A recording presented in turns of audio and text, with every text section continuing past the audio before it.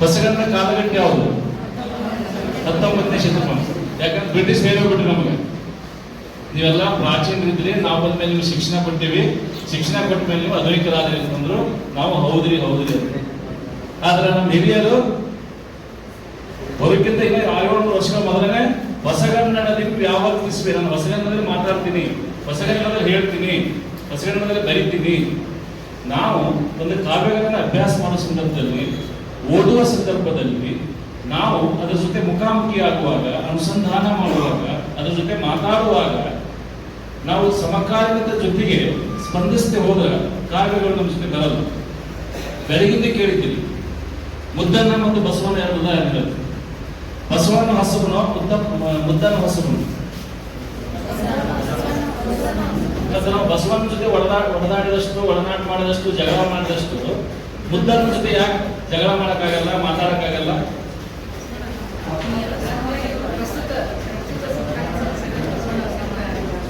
ಜೊತೆ ಅನುಸಂಧಾನ ಮಾಡ್ತೀವಿ, ವಚನಕಾರ ಜೊತೆ ಅನುಸಂಧಾನ ಮಾಡ್ತೀವಿ, ಕೀರ್ತನಕಾರ ಜೊತೆ ಮಾತಾಡ್ತೀವಿ, ಕವಿರಾಜ ಮಾತು ಜೊತೆ ಮಾತಾಡ್ತೀವಿ.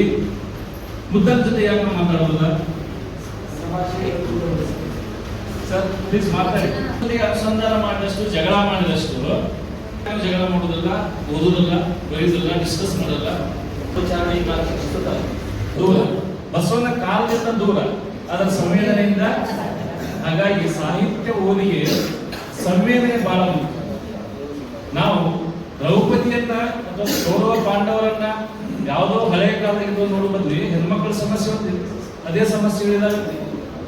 ಹಾಗಾದ್ರೆ ದ್ರೌಪದಿ ಕಾಲದ ಸಮಸ್ಯೆಗೂ ನಮ್ಮ ಕಾಲದ ಸಮಸ್ಯೆಗೂ ಏನಂತ ಇದೆ ಸರ್?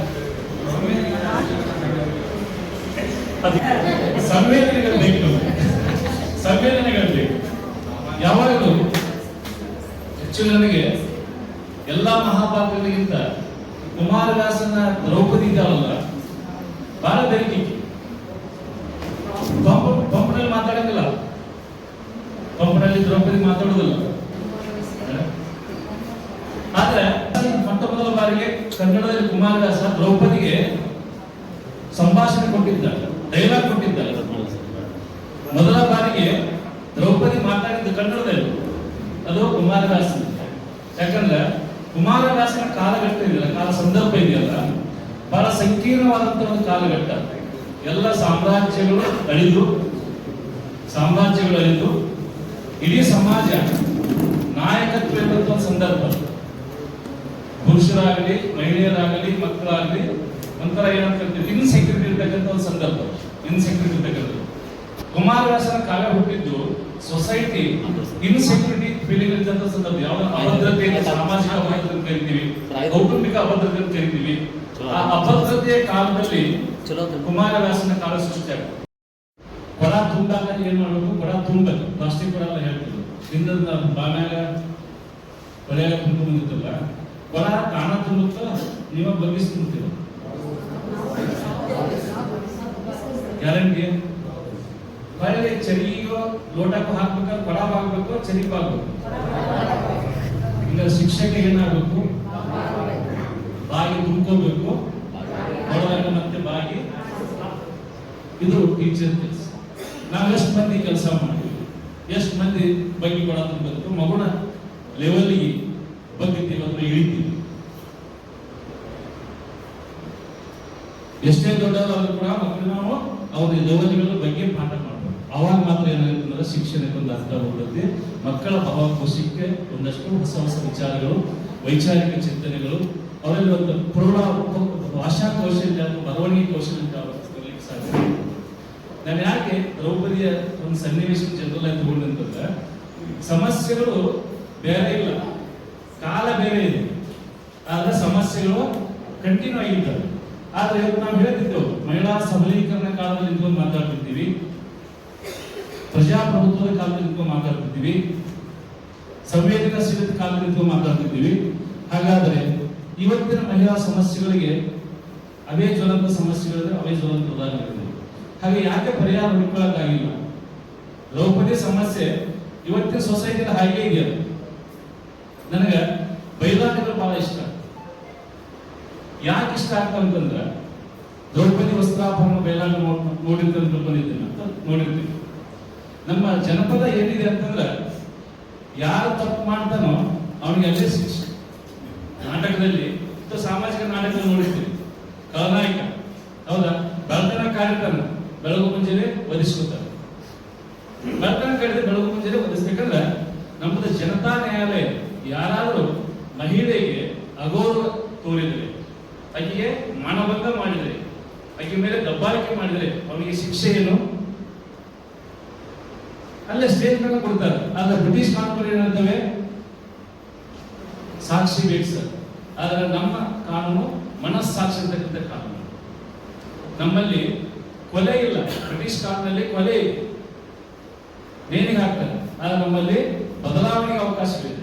ದಿವ್ಯಗಳಿಂದ ಅಥವಾ ದೇವರುಗಳಿಗೆ ಹೋಗೋದು, ಮಕ್ಕಳನ್ನ ಆಟ ಹಾಕಿದಾಟ ಕೇಳಿದ್ರಿ ಅಂದ್ರ ಅವ ಮಾಡಿದ ತಪ್ಪನ್ನ ತಿದ್ದುಕೊಂಡು ಅವನೇ ಬದಲಾಗಿ ಮತ್ತೆ ಸಮಾಜದಲ್ಲಿ ಒಳ್ಳೆ ಮನುಷ್ಯನಾಗಿ ಅವನು ಬದುಕಬೇಕು ಅನ್ನುವಂಥದ್ದು. ಕಾವ್ಯಗಳು ಹೇಳೋದೇನಂತಂದ್ರೆ ಶಿಕ್ಷೆ ಮುಖ್ಯ ಅಲ್ಲ. ಮನುಷ್ಯ ತಪ್ಪು ಮಾಡ್ತಾನೆ, ಯಾವುದೋ ಸಂದರ್ಭವಶ ತಪ್ಪು ಮಾಡ್ತಾನೆ, ಆದ್ರೆ ಆ ತಪ್ಪನ್ನ ಮನ್ನಿಸಿ ಅವನು ಮತ್ತೆ ಸಮಾಜದಲ್ಲಿ ಬದುಕಲಿಕ್ಕೆ ಬೇಕಾಗಿರ್ತಕ್ಕಂಥ ಸ್ಪೇಸ್ ಅನ್ನ ಕ್ರಿಯೇಟ್ ಮಾಡ್ಕೊಡ್ಬೇಕಂತ ಹೇಳೋದು ಕಾವ್ಯಗಳು.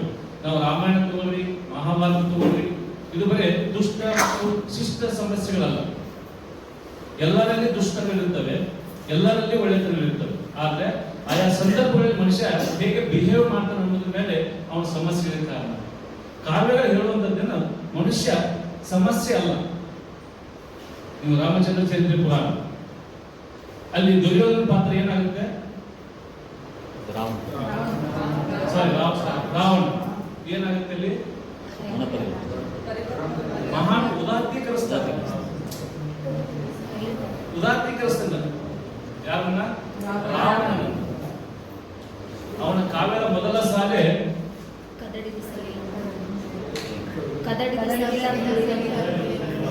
ಎಷ್ಟು ಚಂದ ಇದೆ.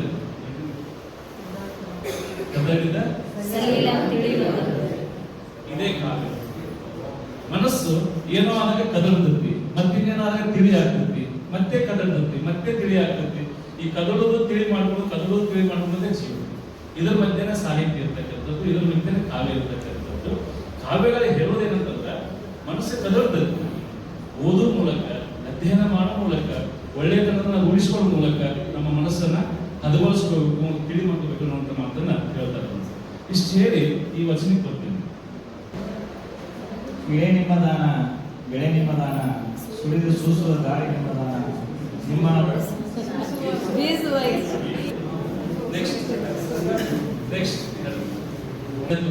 ಒಂದು ವಚನ, ಒಂದು ಕೀರ್ತನೆ, ಒಂದು ಯಾವುದೋ ಆಧುನಿಕ ಕವಿತೆ, ಅದಕ್ಕೆ ಒಂದು ಧ್ವನಿ ಇರ್ತದೆ, ಅದಕ್ಕೆ ಆಗಿರ್ತಕ್ಕಂಥ ವಯಸ್ಸಿದ್ದು. ನಾವೇನ್ ಮಾಡ್ತೇವೆ? ಶಬ್ದವನ್ನು ಒಪ್ಪಿಸ್ತೇವೆ. ಶಬ್ದದ ಹಿಂದಿರ್ತಕ್ಕಂಥ ಧ್ವನಿ ಮತ್ತು ಅರ್ಥವನ್ನು ಒಪ್ಪಿಸ್ತೇವೆ.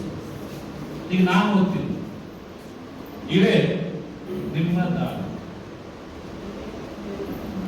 ನೀವು ಇಳೆ ನಿಮ್ಮ ದಾನ, ಬೆಳೆ ನಿಮ್ಮ ದಾನ ಅಂತ. ಇಳೆ ನಿಮ್ಮ ದಾನ, ಇಳೆ ನಿಮ್ಮ, ಇಳೆ ನಿಮ್ಮ ದಾನ, ಇಳೆ ನಿಮ್ಮ ದಾನ, ಬೆಳೆ ನಿಮ್ಮ ದಾನ, ಬೆಳೆ ನಿಮ್ಮ ದಾನ.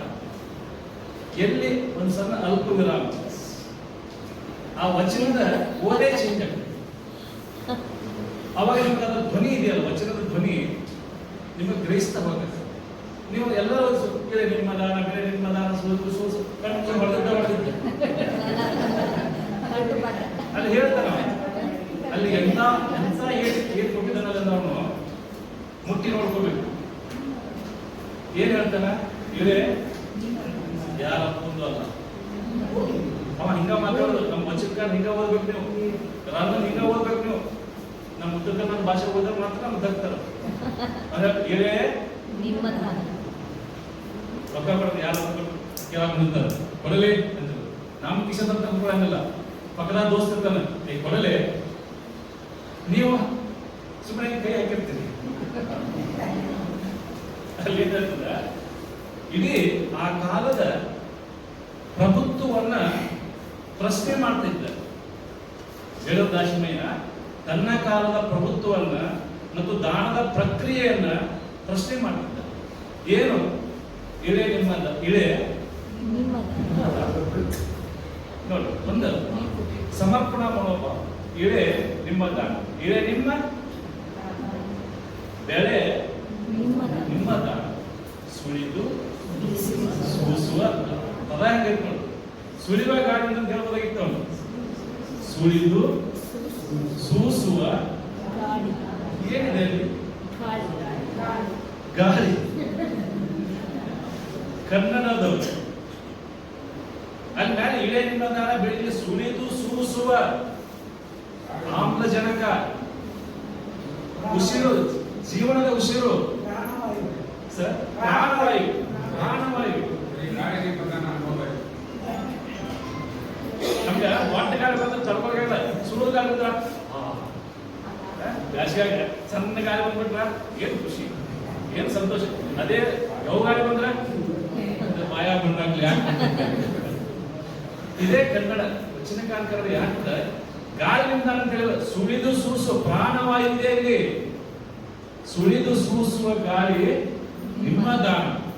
ಮುಂದೆ ಇಟ್ಟು ಕೊಡಕು ಏನಿದೆ ಯಾರು ಸಲ ಹೇಳ್ಬಿಟ್ಟ, ಇದು ನಿಮ್ಮದು, ಇದು ನಿಮ್ಮದು, ಇದು ನಿಮ್ದಪ್ಪ.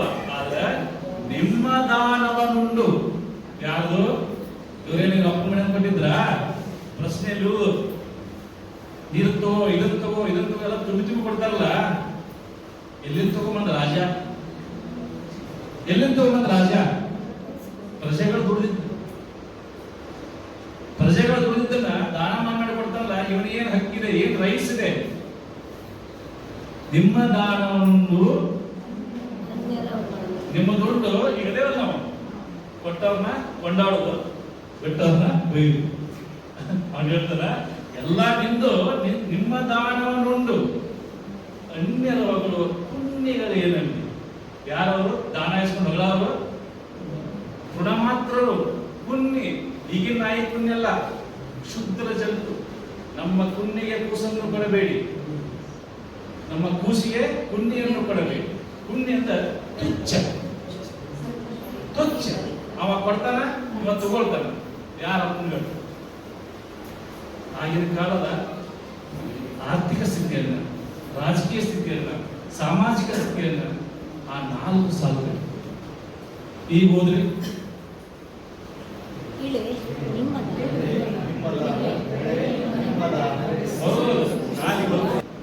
ಕುವೆಂಪು ಕಥೆ ಹೇಳಿ ಮೊದಲ ಅದರ ಭಾವವನ್ನು ಅರ್ಥ ಮಾಡ್ತಾರೆ, ಧ್ವನಿಯನ್ನು ಅರ್ಥ ಮಾಡ್ತಾರೆ. ಧ್ವನಿಯನ್ನು ಅರ್ಥ ಮಾಡ್ಕೊಂಡು ಹೇಳಿದಾಗ ಏನಾಗುತ್ತಂದ್ರೆ ಸಸಾರವಾಗಿ ನಿಮಗೂ ಅರ್ಥ ಖುಷಿ ಆಗ್ತದೆ. ಪಾಠ ಮಾಡಿದಾಗ ಮಕ್ಕಳಿಗೆ ಅದಕ್ಕೆ ರಸೋತ್ಪತ್ತಿ ಆಗುತ್ತೆ, ಅವರಿಗೆ ಅರ್ಥ ಆಗುತ್ತೆ. ಹಾಗಾಗಿ ಆ ಧ್ವನಿ ಸಾಯಿಸಿ ಹೋಗ್ತೇವೆ ಯಾವ್ದಾದ್ರು ಪಠ್ಯ. ಮೇಡಮ್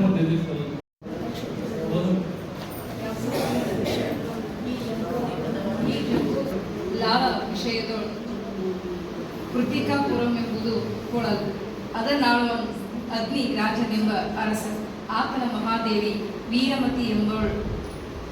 ಆ ಇರುವರೆಗೂ ಮಕ್ಕಳು ಬಂಧುಮತಿ ಶಿವಸೇನೆ, ಶಿವಸೇಸೆ, ಶ್ರೀಮತಿ ಸ್ವರ್ಯ ಪ್ರಭೆ, ಲಕ್ಷ್ಮಿ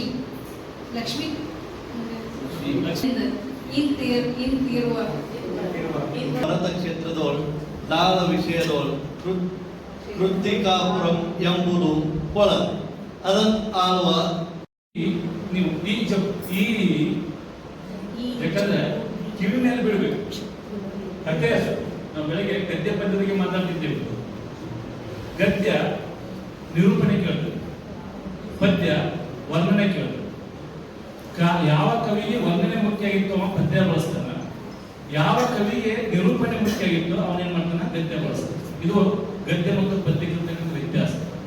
ಕವಿಗೆ ವರ್ಣನೆ ಬೇಕಾದಾಗ ಅಷ್ಟಾದಶ ವರ್ಣನೆ ಬೇಕಾದಾಗ ಏನ್ ಮಾಡ್ತಾನ ಕಾವ್ಯವನ್ನು ಆಯ್ಕೆ ಮಾಡ್ತಾನ. ಕಥೆ ನಿರೂಪಿಸ್ಬೇಕು, ದೀರ್ಘ ಕಾವ್ಯದ ಕಥೆಗಳು ನಿರೂಪಿಸ್ಬೇಕು, ಅವ ಮಾಡ್ತಾನ ಗದ್ಯನ. ಈ ಜಂಬೂದ್ವೀಪದ ಅಲ್ಲಿ ದ್ವಿಪ ಇದೆ ಮತ್ತು ದೀರ್ಘ ಇದೆ. ನಾವೇನ್ ಮಾಡಿದ್ವಿ, ಈ ಜಂಬೂದ್ವೀಪದ ಮಕ್ಕಳ ಮೇಲೆ ಪರಿಣಾಮ ಏನಾಗ್ತದೆ, ಈ ಅಂತ ಕ್ಲಾಸ್ಗಳಂದಾಗ ಮಕ್ಕಳು ಅಲರ್ಟ್ ಆಗ್ತದೆ. ಯಾಕಂದ್ರೆ ಮಹಾಪ್ರಾಣ ಈ ಜಂಬೂದ್ವೀಪದ ಭರತ ಕ್ಷೇತ್ರದೋಳ್ ಓಳ್ ವಿಭಕ್ತಿ ಪ್ರತಿ ಇದೆ ಅಲ್ಲಿ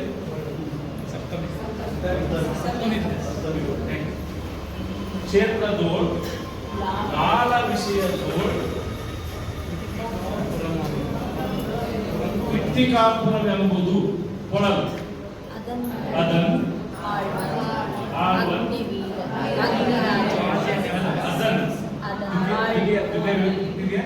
ದ್ವಿತೀಯ ವಿಭಕ್ತಿ ಅದನ್ನು ಆಳುವನು ನಿಮ್ಮ ಮಕ್ಕಳಿಗೆಲ್ಲ ಅದನ್ನು ಆಳುವನು ಅಗ್ನಿರಾಜನೆಂಬ ಅರಸ ಆತನ ವೀರಮತಿ ಕಡೆಗಡೆ ಏನ್ ಮಾಡ್ತಂದ್ರ ದೀರ್ಘ ಮತ್ತು ದ್ವಿತ್ವಾಕ್ಷರಗಳನ್ನು ಗಟ್ಟಿಯಾಗಿ ಹೇಳಲೇಬೇಕು. ನೀವು ಅದನ್ನ ಶಿಥಿಲ ದ್ವಿತ್ವ ಮಾಡಿಬಿಟ್ರೆ ಅರ್ಥ ಆಗಲ್ಲ. ಹೇಳಿ ಮಹಾದೇವಿ ಎಂತ ರೆಸ್ಪೆಕ್ಟ್. ಅವನ ಹೆಂಡತಿ ಅಂತ ಹೇಳಿಲ್ಲ.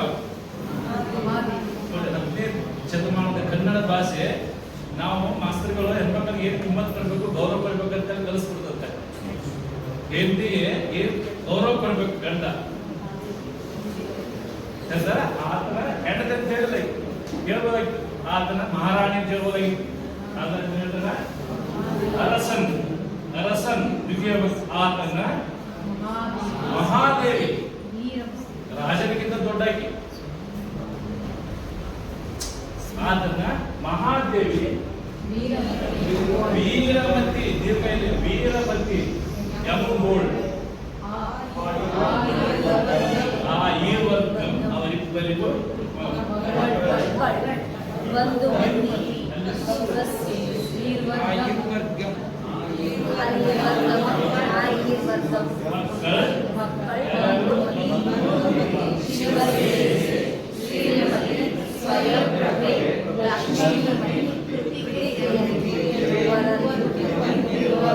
ಬಹುಶಃ ಅವಾಗ ಈ ಸಂತಾನ ಶಸ್ತ್ರಚಿಕಿತ್ಸೆ ಇರ್ಲಿಕ್ಕೆ ಕಾಣ್ತದೆ.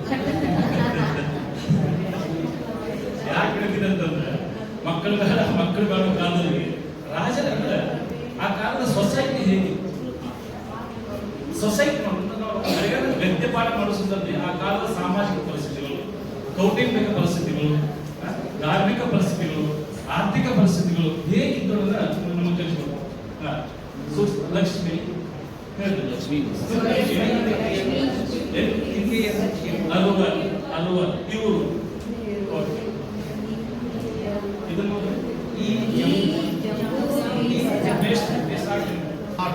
ಅಲ್ಲಿ ಎಂಬುದು ನಾಡು ಅಲ್ಲಿ ಮಿಗಿಲೆ ಎಂಬುದು ಕೊಳಲು ಅದನ್ನಾಳುವ ಪದ್ಮರಥನೆಂಬ ಅರಸನ ಸಂಸದೀಯ ಲಿಸ್ನಿಂಗ್ ಹೇಳ್ತಾನ. ನಾವ್ ಹೇಳ್ತಿರೋ ಇಲ್ಲೇ ಇದ್ರ ಏ ಬಾ, ದೂರ ಇದ್ರ ಏ ಬಾಬು ಇಲ್ಲಿ ಅದಾಗ್ತದೆ. ಎದುರಿಗೆ ಕೂತಿದ್ರೆ ಕತೆ ಕೇಳೋದು ಪದ್ಮರಸನ್ ಎಂಬೋ ಎಂಬ ಹತ್ತಿರ ಒದಗಿತ್ತವನು. ಅದಕ್ಕೆಲ್ಲ ವೈಶಿಷ್ಟ್ಯತೆ ಇದೆ. ಅದಕ್ಕೆ ಕುರಿತೋದಲೆ ನಮ್ಮಲ್ಲಿ ಅನಕ್ಷರಸ್ಥಿದ್ರು ಅಲ್ಲಿ ಅಜ್ಞಾನಗಳಿಲ್ಲ. ಇದನ್ನು ತಿಳ್ಕೋಬೇಕು. ಅನಕ್ಷರಸ್ಥಿದ್ರು ಅಲ್ಲಿ ಅಜ್ಞಾನಗಳಿಲ್ಲ. ಆ ಅನಕ್ಷರಸ್ಥ ಕಾಲದಲ್ಲಿ ಕ್ಲಾಸ್ ಕಲ್ಸಕ್ ತಿನ್ಕಾಡ್ತಿದ್ದೀವಿ, ಓದಾಕ್ ತಿನ್ಕಾಡ್ತೀವಿ. ನಾವೆಲ್ಲ ಏನೇನು ಮೇಲ್ ಮಾಡ್ಕೊತಿದ್ದೇವೆ, ಪುರುಷಗಳಾಗಿರ್ತೇವೆ. ಜನಪದ ಪದ್ಯವನ್ನ, ಒಂದು ಕೀರ್ತನೆಯನ್ನ, ಒಂದು ವಚನವನ್ನ ಕಲಿಸ್ಲಿಕ್ಕೆ ಕೆಳಗ ಮೇಲೆ ಒದ್ದಾಡ್ತೀವಿ. ಅಂದ್ರ ಇದರ ಮೂಲಕ ಏನಾಗುತ್ತಂದ್ರ ನಮ್ಮ ಸಾಹಿತ್ಯ ಪರಂಪರೆ ಕಿವಿ ಪ್ರಧಾನವಾಗಿ ಹೇಳುವ ಕೇಳುವ ಪದ್ಧತಿಗಳು. ಅದಕ್ಕೆ ನಮ್ಮಲ್ಲಿ ಪಂಚತಂತ್ರ ಕಥೆಗಳು ತೋರಿ ಇದೆ ಯಾವುದು ಏಳು ಸಪ್ತ ಸೂತ್ರಗಳು ಈ ಪಂಚ ಕರಿತೀವಿ. ಪಂಚ ಹಳೆಗರ ಕಾವ್ಯ ಮತ್ತು ವಚನದಲ್ಲಿ ಕೊನೆಯ ಲೈನಲ್ಲಿ ಹಿಂಬರಿಗೆ ಓದ್ಬೇಕದ ಅನ್ವಯ ಮಾಡ್ಕೊಂಡು ಕರಿತೀವಿ. ಆ ಅನ್ವಯ ಮಾಡ್ಕೊಂಡಾಗ ಏನಾಗ್ತದೆ ಅಂತಂದ್ರ ಪದ್ಯದ ಅರ್ಥ ಮ್ಯಾಗೆಲ್ಲ ಹೇಳ್ದ ಇದನ್ನ ಮಾಡಬೇಡ. ಸ್ವಭಾವದಿಂದ ಅಂತರಂಗ ಸುದ್ದಿ ಅಂತ ಹೇಳಿಲ್ಲ ಅವರು. ಪೌರಸ್ವರನ ಅಂತರಂಗ ಸುದ್ದಿ ಅಂತ ಹೇಳಿಲ್ಲ ಅವರು. ಎದರಿಂದ ಅಂತ ಹೇಳ್ತಾನ, ನಮ್ಮ ಕೆಟ್ಟ ಗುಣಗಳನ್ನು, ಅವಗುಣಗಳನ್ನ ಬಿಟ್ಟರೆ ಮಾತ್ರ ಸೋಪಿ ಬೆರೆಸ್ಕೊಳ್ಳೋದು ಬೇಡ, ಸೇಫ್ ನೋಡ್ಕೊಳ್ಳೋದು ಬೇಡ. ಅದರಿಂದ ಅಂತರಂಗ ಸುದ್ದಿ ಆಗ್ತೈತಿ. ಮತ್ತು ಎಲ್ಲ ನಮ್ಮ ಕೆಲಸ ಮಾಡಲ್ಲ, ಏನೂ ಸುದ್ದಿ ಆಗೋದು. ಅದಕ್ಕೆ ಸಾಹಿತ್ಯ ಅಂದ್ರೆ ಏನು? ಸಾಹಿತ್ಯ ಅಂದ್ರೆ ಏನು?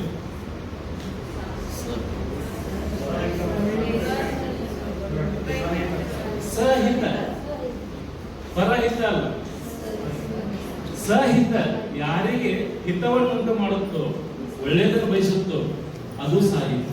ಸಹಿತವು ಸಾಹಿತ್ಯ. ಸಹಿತವು ಒಳಗೊಳ್ಳು ಯಾವುದನ್ನು ಸಂವಿಧಾನ ಇವತ್ತು ಹೇಳುತ್ತಲ್ಲ, ಆದ್ರೆ ನಮ್ಮ ಸಾಹಿತ್ಯದ ಒಳಗೊಳ್ಳುವುದು, ಎಲ್ಲರಿಗೆ ಹಿತವನ್ನು ಬಯಸುವಂತದ್ದು, ಎಲ್ಲರಿಗೆ ಒಳ್ಳೆಯದನ್ನು ಮಾಡುವಂತದ್ದು ಅದು ಸಾಹಿತ್ಯ. ನಾವು ಹೇಳಿದ್ವಿ ಗುಲಾಮಿನ ಗುಲಾಮನ ಆಗುವ ತನಕ ಹಂಗೆ ಹೇಳೋದು ಮಕ್ಕಳ ಕಡೆಯಿಂದ. ಗುರುವಿನಲ್ಲಿ ಜ್ಞಾನ ಪಡ್ಕೋಬೇಕಾದಪ್ಪ, ಜ್ಞಾನವನ್ನು ಗಳಿಸ್ಬೇಕಾದಪ್ಪ ಅಂದ್ರೆ ನನ್ನ ಪೂರ್ವಾಶ್ರಮದ ಎಲ್ಲ ಅಹಂಕಾರ, ನನ್ನ ಶ್ರೀಮಂತ, ನನ್ನ ಸಾಹುಕಾರ, ನನ್ನ ಇಂಥ ಸಮಾಜದ ಬಂದಿನಿ, ಇಂಥ ಕುಟುಂಬದಿಂದ ಬಂದಿನಿ, ಗುರುವಿನ ಗುಲಾಮ ಆಗೋದಂತಂದ್ರ ನನ್ನ ಪೂರ್ವಾಶ್ರಮದ ಎಲ್ಲ ಅಹಂಕಾರಗಳನ್ನ ಕಳ್ಕೊಳ್ಳೋದು, ಸಮರ್ಪಣೆ ಮಾಡ್ಕೊಳ್ಳೋದು. ಸಮರ್ಪಣೆ ಆದಾಗ ಏನಾಗುತ್ತಪ್ಪ ಅಂತಂದ್ರೆ, ಈಗ ಡಬ್ಬಿ ಖಾಲಿ ಆಗಿ ಹೋದ್ರೆ ಏನ್ ದುಡ್ಡು, ಏನು ಪ್ರಯೋಜನ? ಈ ಡಬ್ಬಿ ಖಾಲಿ ಆಗ್ಬೇಕಲ್ಲ, ಖಾಲಿ ಆದಾಗ ಹೊಸದಾಗಿ ಪ್ರವೇಶ ಮಾಡ್ತಾರೆ. ಅದಕ್ಕೆ ಗುಲಾಮ ಆಗೋದಂತಂದ್ರ ನನ್ನ ಪೂರ್ವಾಶ್ರಮದ ಎಲ್ಲ ಅಹಂಕಾರಗಳನ್ನು ಕಳ್ಕೊಂಡು ಒಂದು ನಿರ್ಗಮಕಾರ ಭಾವನೆ ಬಂದಾಗ ಏನಾಗುತ್ತಪ್ಪ ಅಂತಂದ್ರೆ ನಾವು ಹೊಸದನ್ನು ಕಲಿಯಕ್ಕಾಗುತ್ತೆ, ಹೊಸದನ್ನು ಪಡ್ಕೊಳ್ಳಕ್ಕಾಗುತ್ತೆ. ಈ ಅರ್ಥದಲ್ಲಿ ನಮ್ಮವ್ರು ಹೇಳಿದ ಹೊರತು ಗುಲಾಮಗಿರಿ ಮಾಡಲಿಕ್ಕೆ ಸಾಹಿತ್ಯ ಗುಲಾಮಗಿರಿಯನ್ನು ಕಲಿಸ್ತದೆ, ಸ್ವಾತಂತ್ರ್ಯವನ್ನು ಕಲಿಸ್ತದೆ, ಸ್ವತಂತ್ರವನ್ನು ಕಲಿಸ್ತದೆ, ಸಂವೇದನಾಶೀಲತೆಯನ್ನು ಕಲಿಸ್ತದೆ. ಹಾಗಾಗಿ ಇಡೀ ಸಾಹಿತ್ಯ ಓದುವಾಗಲಿ ಪಾಠ ಮಾಡುವಾಗ ನಮಗೆ ಏನಾಗ್ತದೆ ಅಂದ್ರೆ ರಸೋತ್ಪತ್ತಿ ಅಂದ್ರೆ ಏನು? ರಸೋತ್ಪತ್ತಿ ಇಷ್ಟೊತ್ತರ ಮಾತಾಡ್ತೀವಲ್ಲ ನಾವು. ಕ್ರಿಯೇಟಿವ್ ಟೀಚಿಂಗ್ ಅವ್ರನ್ನ ನಮ್ಮ ಪಾಠದ ಭಾಗವಾಗಿ ಮಾಡ್ಕೊಳ್ಳುವಂಥದ್ದು, ಅವ್ರನ್ನ ಮಳೆ ಹೊಡೆದು ಕುಂದಿಸಿ ಮಾತಾಡುವಂಥದ್ದಲ್ಲ, ಅವ್ರನ್ನ ನಮ್ಮ ಪಾಠದ ಭಾಗವಾಗಿ ಮಾಡ್ಕೊಂಡ ಏನಾಗುತ್ತೆ ಅಂತಂದ್ರೆ ಕಲಿಕೆಗೆ ಆರಾಮಾಗಿ ಕಲಿಬಹುದು. ಕಲಿಬೇಕಂದ್ರೆ ಡಿಸ್ಟೆನ್ಸ್ ಕ್ರಿಯೇಟ್ ಆಯ್ತಪ್ಪ ಅಂದ್ರೆ ಮಕ್ಕಳು ಕಲಿಯಲ್ಲ. ನಾವು ತರಗತಿಗಳಲ್ಲಿ ವಾತಾವರಣ ಬಹಳ ಮುಖ್ಯ. ಏನು ಕಲಿಸ್ತೇವೆ ಮುಖ್ಯ ಅಲ್ಲ, ಅದನ್ನು ಹೇಗೆ ಕಲಿಸ್ತೇವೆ ಅಂತ ತಿಳಿಸ್ತೇವೆ. ಕಲಿಸ್ಬೇಡ ದಯಮಾಡಿ, ಎಲ್ಲ ಕಡೆ ಹೇಳ್ತೀನಿ ನಾನು. ಕಲಿಸಿದ್ರೆ ಯಾರು ಕಲಿಯಲ್ಲ, ತಿಳಿಸ್ರಿ. ಶಿಕ್ಷಕರ ಕೆಲಸ ತಿಳಿಸ್ರಿ. ನಾವು ಜೀವನದಾಗ ಎಲ್ಲೇ ತಾನೇ ತಪ್ಪು ಮಾಡಿದ್ರೆ ಅದನ್ನ ಕರೆಕ್ಷನ್ ಆಗುತ್ತಲ್ಲ, ಅದನ್ನ ಬದಲಾವಣೆ ಮಾಡ್ತದೆ. ನೀವು ಕಲಿಸ್ರಿ. ನೀವೇನು ಪುಷಟಿ ಕಲಿಸಿದ್ರೆ ನಾನು ಟೀ ಕಟ್ಟಿನಿ, ನೀವು ಪುಷಟಿ ಕಲಿಸಿದ್ರೆ ನಾನು ಪಗಾರ ತಗೊಂಡಿರಿ, ಇಲ್ಲಿ ಬರ್ತದೆ. ಆದ್ರೆ ಕಲಿಸೋದಕ್ಕಿಂತ ಹೆಚ್ಚಾಗಿ ತಿಳಿಸ್ರಿ. ಒಂದ್ಸಲ ಪರ್ಫೆಕ್ಟ್ ಆಗಿ ಮನಸ್ಸಿನ ನಾಟಕ ತಿಳಿಸ್ಬಿಡ್ರಿ, ಜೀವನದಲ್ಲಿ ಗುರಿ ಮುಕ್ತ ಗುರಿ ತಲುಪಲ್ಲ. ಹಂಗಾಗಿ ಮಕ್ಕಳಿಗೆ ಸರಿಯಾದ ದಾರಿ ತೋರಿಸಿ, ಸರಳ ದಾರಿ ತೋರಿಸಿ. ಮಕ್ಕಳಿಗೆ ಸರಿಯಾದ ದಾರಿ ಮತ್ತು ಸರಳ ದಾರಿಗೂ ವ್ಯತ್ಯಾಸ ಏನು? ಸರಳ ದಾರಿ, ಸರಿಯಾದ ದಾರಿ.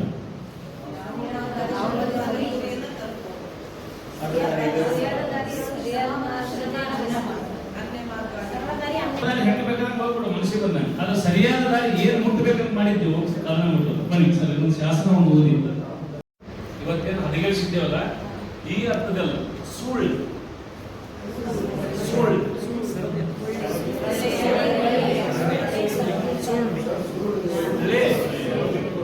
ಒಳ್ಳೆಯದನ್ನು ಮಾಡು.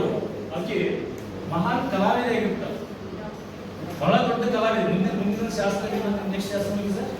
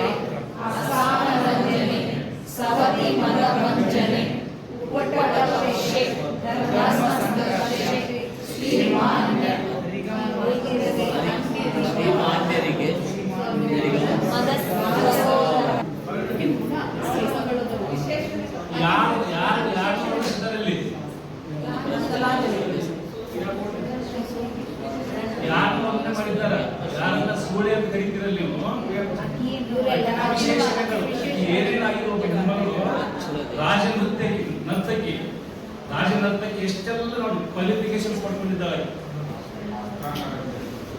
ಏನೆಲ್ಲ ಹೊಗಳಿಕೆ ರಾಜನ ಹೆಂಗೆ ಎಷ್ಟೊಂದು ಹೊಗಳಿಕೆಗಳಿಲ್ಲ. ಏನಿದೆ ಸ್ವಸ್ಥ ನವರತ್ನ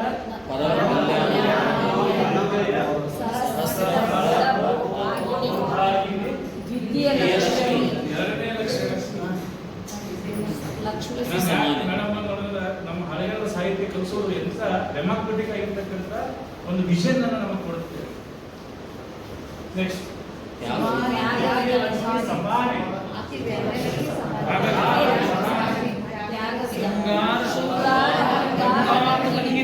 ಎಂತ ಭಗವತಿ ಅಂತಂದ್ರೆ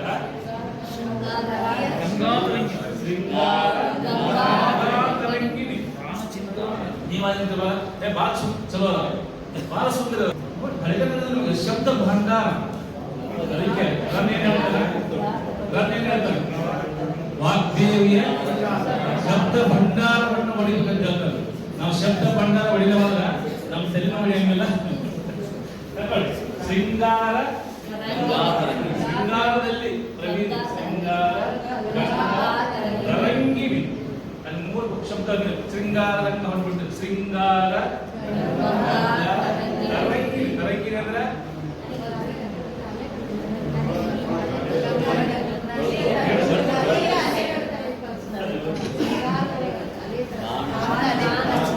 ಕನ್ನಡದಲ್ಲಿ ಯಾರಿಗೆ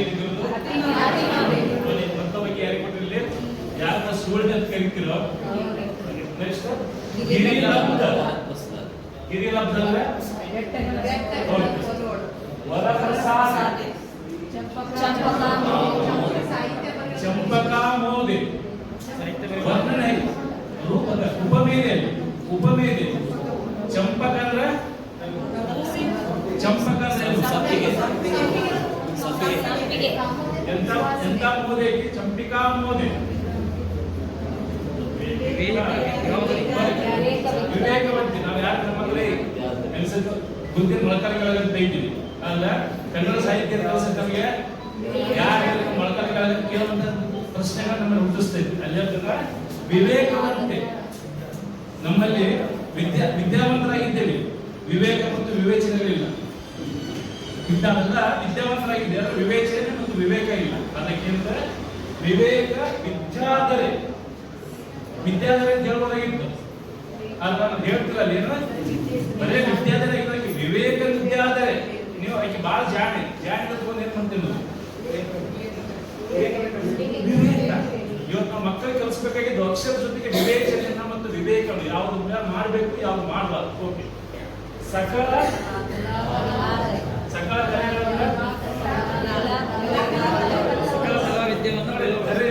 ಮೋದಿನಿ ಕ್ರಿಯಾಪದಗಳು ಹೇಗೆ ಸರ್ ಗೋತ್ರ ಪವಿತ್ರ ಇದು ಬಹಳ ಮುಖ್ಯ. ನಾವು ಯಾವ್ದು ಸುಳ್ಳೆ ಮಾಡ್ತಿಲ್ಲ ಹಾಗೆ ಎಂದಾಕೈದು ಗೋತ್ರ ಪವಿತ್ರ ದೂರ್ವಾಂಕುರ ಶ್ಯಾಮಗಾತ್ರೆ. ಶ್ಯಾಮ ಅಂದ್ರೆ ಕಪ್ಪು ಅನ್ನ. ಕಪ್ಪಿನಲ್ಲಿ ಬಹಳ ಸುಂದರ ಆಗಿದ್ದು ಕಪ್ಪಿನಲ್ಲೂ ಬಹಳ ಸುಂದರ ಆಸ್ಥಾನದಲ್ಲಿ ಆಸ್ಥಾನ ಬಂದ್ಬಿಟ್ರೆ ಎಲ್ಲರೂ ಸೈಲೆಂಟ್ ಅಷ್ಟು ಹಾಕಿತ್ತು ಕಲಾವಿದರು ಮುಂದೆ ಇದೊಂದು ಆಗ್ತದೆ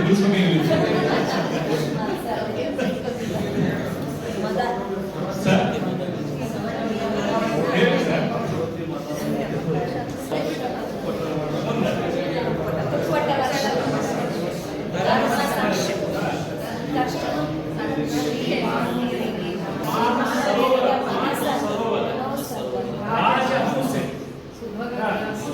ಸುಭಗ ವಿಲಾಸಿ ಅಂದ್ರೆ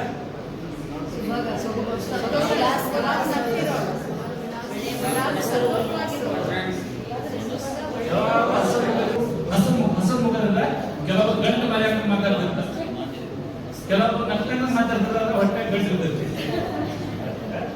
ಸುಭಗ ವಿಲಾಸಿ ಅರಗನರ್ದಾಂಗಿ ಅರಗಂದ್ರ ವಿಲಾಸಿ ವಿಲಾಸಿ. ಯಾರಾದ್ರೂ ವಿಟ ಪುರುಷ ಬಂದ್ರೆ ವಿಲಾಸಿ ಬಂದ್ಬಿಟ್ರೆ ಅದಕ್ಕೆ ಹೆಂಡತಿಗಿಂತ ಹೆಚ್ಚು ಅನುಕೂಲ ಆಗುತ್ತೆ. ಓದಬೇಕು. ಸಂಸಾರ ಪರಿವಾರ ನಾಲ್ಕು ತನ್ನದಲ್ಲಿಕ್ಕೆ ಶ್ರೀ ಮಲ್ಲಕ್ಷರ ದೇವಿ. ಬಹುಶಃ ಸಾಕು ಅನ್ಸುತ್ತೆ. ಅಲ್ಲ ಎಷ್ಟು ಓದಿದ್ರು ಸಾಕಾಗೋದಿಲ್ಲ. ಆದ್ರೆ ಅವಧಿವಂತದ್ದು ಒಂದು ಐತಲ್ಲ, ಬಹುಶಃ ಪ್ರಯೋಜನ ಆಯ್ತಾ ಸುಮ್ಮನೆ ಒಳಗಿಟ್ಟಿದ್ದಾರೆ ಸರ್? ಬರೋಬ್ಬರಿ ಆಯ್ತಾ? Thank you sir. ಇದುವರೆಗೂ 145 ಮೀಟರ್ ಹೆಂಗೆ ಹೇಳೋದು ಇದ್ದದ್ರಾಗ ಅನುಕೂಲ ಮಾಡಿಕೊಂಡು ಮಕ್ಕಳಿಗೆ ಒಂದಷ್ಟು ವಿವೇಚನೆ ಮತ್ತು ವಿವೇಕವಾಗಿ ಕಲಿಸಿದ್ರೆ ಖಂಡಿತ ನಮ್ಮ ಈ ಶ್ರಮ ಸಾರ್ಥಕ ಆಗ್ತದೆ ಅಂತ ಇಷ್ಟೊತ್ತು ನನ್ನ ಜೊತೆಗೆ ಸಂವಾದ ಮಾಡೋದಕ್ಕಾಗಿ ನಮಗೆಲ್ಲರಿಗೂ ಅತ್ಯಂತ ವಿನಯದಿಂದ ನಮಸ್ಕಾರ ತಿಳಿಸಿ ನಮ್ಮ